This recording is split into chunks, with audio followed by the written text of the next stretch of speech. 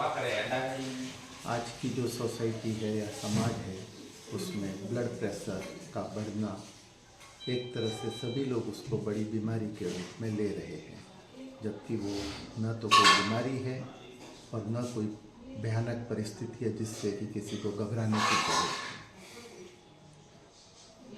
मुख्यतः blood pressure अपनी हृदय के द्वारा फेंके जाने वाला खून जो पूरे शरीर में प्रवाहित होता है उसका उस खून की नली के ऊपर पड़ने वाला दबाव है। तो ये एक सामान्य प्रक्रिया, अपना हृदय खून फेंकेगा, वेसल्स में बहेगा खून और उसके ऊपर दबाव भी बना के रखेगा। अब वो ज़्यादा या कम प्रवाह होता है तो अपने को शरीर में असुविधा महसूस होती है। तो जब भी ज़्यादा प्रवाह होता है उसका, तो उसके कई कारण हो सकते हैं। उस कारण में 99% या मुख्यतः जो कारण है वो जीवन शैली, जिसे अपन लाइफ स्टाइल कह सकते हैं, अपनी डाइटरी हैबिट, अपने खाने पीने की आदत और वंशानुगत, जो भी जिस धर्म में, जिस जन्म में, जिस परिस्थिति में मैंने जन्म लिया है।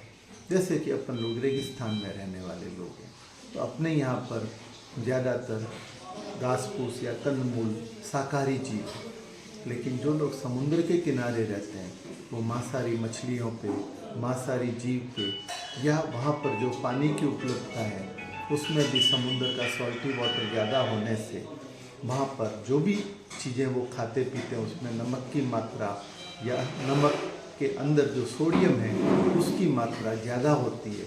इस वजह से उनका बीपी वंशानुगत ज़्यादा रहेगा। और अपन जिस परिस्थिति में रहते हैं वहाँ पसीना भी खूब होता है, गर्मी भी खूब पड़ती है, तो शरीर से सोडियम का एक्सक्रीशन होता रहता है, ब्लड का वॉल्यूम भी हमेशा कम रहता है अपने यहाँ पर, तो अपने यहाँ पर बीपी बढ़ने की वंशानुगत कारण नहीं बनता।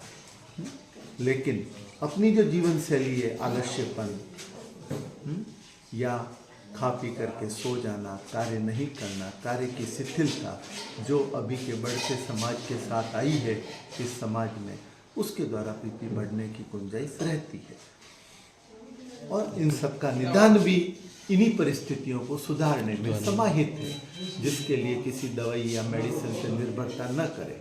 और बहुत कम परिस्थितियाँ ऐसी होती हैं जिसमें कि बीपी बीमारी के कारण होता है। जैसे कि मेरी किडनी फेल हो गई, मेरी किडनी खराब हो गई, तो मेरा बीपी बढ़ जाएगा। उसमें मुझे दवाई लेना अनिवार्य है, आवश्यक है। मेरा हार्ट अटैक आ गया, मेरा हार्ट खराब है, तो मुझे दवाई लेना आवश्यक है। और उन परिस्थितियों में अगर मैं दवाई नहीं लेता हूँ या मेरा बीपी परमानेंट बढ़ा हुआ रहता है तो मेरे शरीर के कुछ अंग, जिसे हम एंड ऑर्गन डिजीज कहते हैं, हार्ट, ब्रेन, आई और किडनी, जहाँ पर कि खून जाता है और जा कर के वहाँ समाप्त हो जाता है, वो एंड ऑर्गन है, वहाँ से वापस खून सर्कुलेट होके कम आता है। इस वजह से उन नसों पे, उन अंगों पे प्रभाव बढ़ता है, उससे लकवा होना, हार्ट अटैक आना, आँखों की रोशनी कम होना या किडनी का खराब होना, ये कारण बनते हैं।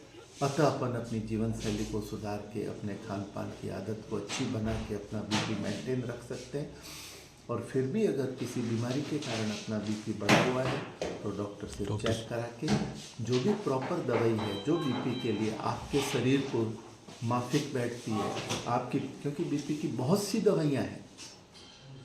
बीपी की दवाई हार्ट पे काम करने वाली अलग दवाई है, जो खून की नस पे काम करने वाली अलग है, और जो ब्लड का वॉल्यूम है, जो आपके शरीर में बहता खून है, उसकी मात्रा को कम या ज़्यादा करके भी बीपी कंट्रोल करना, वो अलग दवाइयाँ हैं।